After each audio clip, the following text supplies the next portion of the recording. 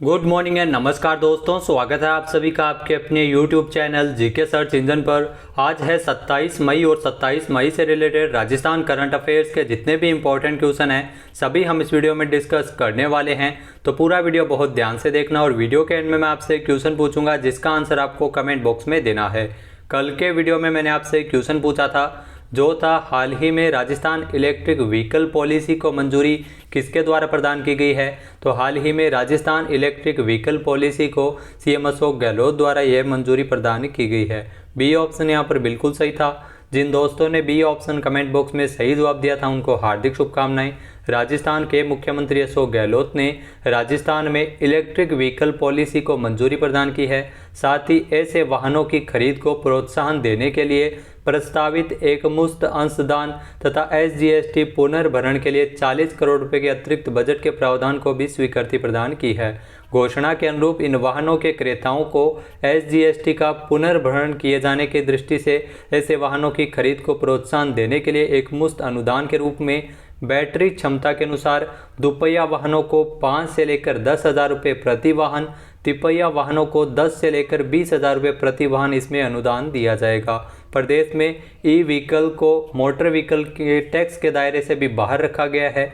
नई नीति में ई व्हीकल विक्रेताओं को सभी प्रकार के पुनर्भरण के अनुसार ही इसमें प्रावधान किए गए हैं। इस नीति के लागू होने से प्रदेश में डीजल पेट्रोल के बढ़ती कीमतों के माध्यम से एक प्रदूषण में भी कमी आएगी और इसमें फ़ायदा भी मिलेगा इलेक्ट्रिक व्हीकल का।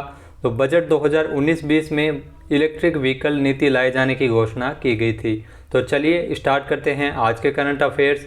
पहला क्वेश्चन है, हाल ही में राजस्थान में कब से पूरी तरह से सिंगल यूज प्लास्टिक पर रोक लगाई जाएगी।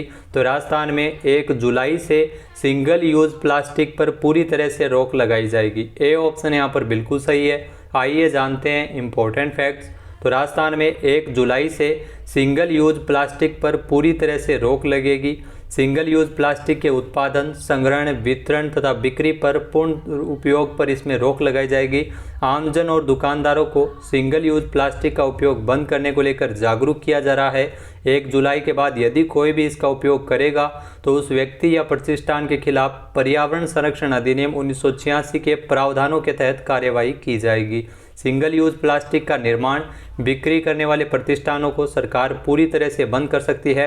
प्लास्टिक वेस्ट मैनेजमेंट नियम 2016 के नियम 4 के अनुसार पॉलीस्टाइरीन सहित जिन सिंगल यूज प्लास्टिक के सामान पर इसमें रोक लगाई जाएगी। नेक्स्ट है, हाल ही में राजस्थान के किस जिले में एशिया के सबसे बड़े किन्नर समाज के योग शिविर का उद्घाटन किया गया है। तो हाल ही में बूंदी में एशिया के सबसे बड़े किन्नर समाज के योग शिविर का उद्घाटन किया गया है। सी ऑप्शन यहाँ पर बिल्कुल सही है। आइए जानते हैं इम्पोर्टेंट फैक्ट्स। तो हाल ही में बूंदी में एशिया के सबसे बड़े किन्नर समाज के योग शिविर का उद्घाटन किया गया है जिसमें अंतर्राष्ट्रीय योग गुरु नवीन मेघवाल किन्नर समाज को आध्यात्मिक और यौगिक परीक्षण देते हुए नजर आएंगे, जिसमें किन्नरों को योग के माध्यम से समाज में एक नई उपाधि मिल सकेगी। इस शिविर में शामिल होने के लिए बूंदी के अलावा बाहर से भी किन्नर है वो शहर में आ रहे हैं बूंदी में। इस शिविर के माध्यम से किन्नरों के लिए अद्वितीय योग प्रशिक्षक पाठ्यक्रम का भी आयोजन किया जा रहा है। तो एशिया का यह सबसे बड़ा किन्नर समाज का योग शिविर है जो बूंदी में आयोजित किया जा रहा है, ताकि आपको बता दें कि इसमें इस किन्नर वर्ग की मानसिक एवं शारीरिक रूप से स्वस्थ रहे। प्रशिक्षित किन्नर भी अपने समाज में अन्य किन्नरों को योग सिखा सकते हैं तो उन्हें स्वास्थ्य लाभ मिल सकता है। नेक्स्ट है, हाल ही में राजस्थान में नागरिक सुरक्षा प्रशिक्षण संस्थान का संचालन कहाँ किया जाएगा। तो राजस्थान में नागरिक सुरक्षा प्रशिक्षण संस्थान का संचालन है वो जयपुर में किया जाएगा। ए ऑप्शन यहाँ पर बिल्कुल सही है। आइए जानते हैं इम्पोर्टेंट फैक्ट्स। तो मुख्यमंत्री अशोक गहलोत ने प्रस्ताव को स्वीकृति प्रदान की है जिसमें नागरिक सुरक्षा प्रशिक्षण संस्थान के लिए 41 पदों का सृजन भी किया जाएगा। जयपुर के दौलतपुरा जमुआ रामगढ़ में इस संस्थान का संचालन किया जाएगा। इसमें युवाओं को आपदा में लोगों की मदद करने सहित कई आपदा प्रबंधन का प्रशिक्षण भी दिया जाएगा। तो 41 पदों के सृजन को लेकर मंजूरी प्रदान की गई है। जयपुर के दौलतपुरा में यह संस्थान है वो बनेगा, नागरिक सुरक्षा प्रशिक्षण संस्थान। नेक्स्ट क्वेश्चन है, हाल ही में राजस्थान राज्य प्रदूषण नियंत्रण मंडल का अध्यक्ष के पद पर किसका चयन किया गया है। तो राजस्थान राज्य प्रदूषण नियंत्रण मंडल के अध्यक्ष के रूप में सुधांशु पंत को चुना गया है। ये ऑप्शन यहाँ पर बिल्कुल सही है। जो आपको तस्वीर में दिखाई दे रहे हैं सुधांशु पंत, ये राजस्थान राज्य प्रदूषण नियंत्रण मंडल के अध्यक्ष चुने गए हैं। आइए जानते हैं इम्पोर्टेंट फैक्ट्स। तो राजस्थान राज्य प्रदूषण नियंत्रण मंडल के अध्यक्ष के पद का चयन पहली बार सिलेक्शन कमेटी के जरिए किया गया है। सुधांशु पंत को इसमें चुना गया है। दरअसल सुप्रीम कोर्ट और एनजीटी के दिशा निर्देशों के अनुसार ही चयन हुआ है। सुप्रीम कोर्ट ने इस पद के लिए मंडल सचिव और पद के लिए क्राइटेरिया तय किया था। उसमें सीनियर स्तर के प्रशासनिक अनुभव सहित कई मापदंड है वो इसमें दिए गए थे और उसी के आधार पर जो मुख्य सचिव उषा शर्मा की अध्यक्षता में चयन समिति की बैठक हुई थी और उस बैठक में सिफारिश के आधार पर चयन किया गया है। पहली बार बाकायदा सिलेक्शन एंड सर्च कमेटी के जरिए चयन हुआ है राजस्थान राज्य प्रदूषण नियंत्रण मंडल में अध्यक्ष के रूप में सुधांशु पंत का। नेक्स्ट क्वेश्चन है, हाल ही में राजस्थान में किसकी अध्यक्षता में मुख्यमंत्री सलाहकार समिति का गठन किया गया है? तो सीएम अशोक गहलोत की अध्यक्षता में राजस्थान में मुख्यमंत्री सलाहकार समिति का गठन किया गया है। ए ऑप्शन यहाँ पर बिल्कुल सही है। आइए जानते हैं इम्पोर्टेंट फैक्ट्स। तो राजस्थान में अशोक गहलोत की अध्यक्षता में मुख्यमंत्री सलाहकार समिति का गठन किया गया है। सीएम अशोक गहलोत की अध्यक्षता वाली इस समिति में 6 सलाहकार सदस्य तथा 1 सदस्य सचिव भी शामिल है।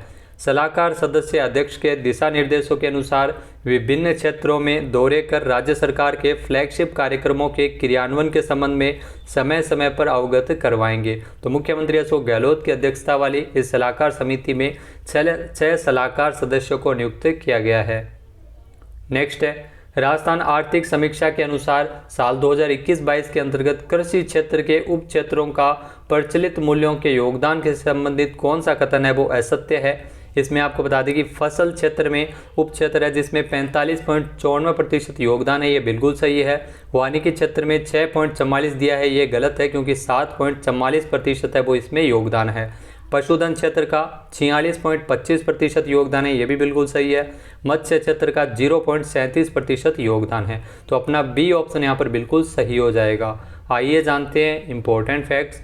तो राज्य के सकल राज्य मूल्यवर्धन में प्रचलित मूल्यों पर 2011-12 में कृषि एवं संबंध क्षेत्र का योगदान है वो 28.56% से बढ़कर 2021-22 में आपको बता दें कि 21-22 में ये 30.23% है वो हो गया है।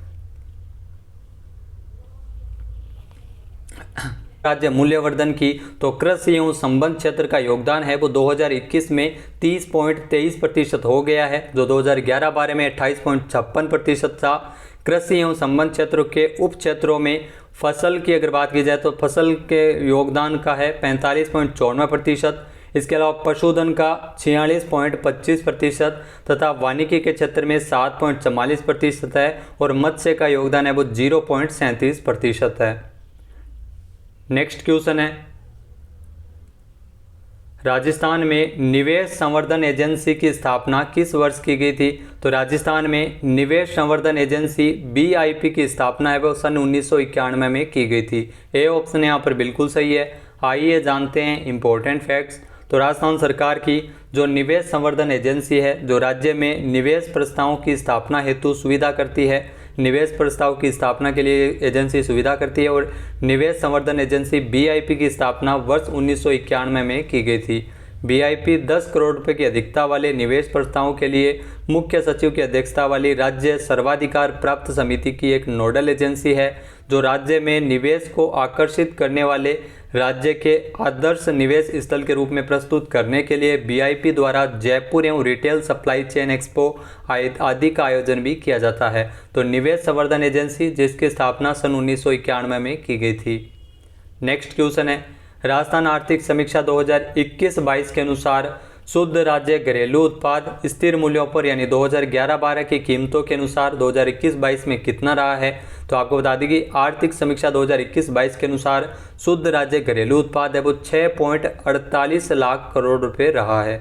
ए ऑप्शन यहाँ पर बिल्कुल सही है, वो भी स्थिर कीमतों पर 2011-12 की कीमत है। आइए जानते हैं इम्पोर्टेंट फैक्ट्स। तो शुद्ध राज्य घरेलू उत्पाद है वो स्थिर कीमतों पर राजस्थान का वर्ष 2021-22 में अग्रिम अनुमानों के अनुसार शुद्ध राज्य घरेलू उत्पाद 6.48 लाख करोड़ रुपए रहने का अनुमान है, जो 2020-21 में 5.84 लाख करोड़ था। यानी आप अनुमान लगा सकते हैं वृद्धि हुई है। 2020-21 में 5.84 लाख करोड़ था, जो 2021-22 में 6.48 लाख करोड़ रुपए रहने का अनुमान है। यह है शुद्ध राज्य घरेलू उत्पाद स्थिर कीमतों पर। वहीं अगर बात की जाए 2020-21 में इसमें 2.49% की गिरावट दर्ज की गई थी, लेकिन 2021-22 में इसमें 11.05% की वृद्धि को ये दर्शाता है।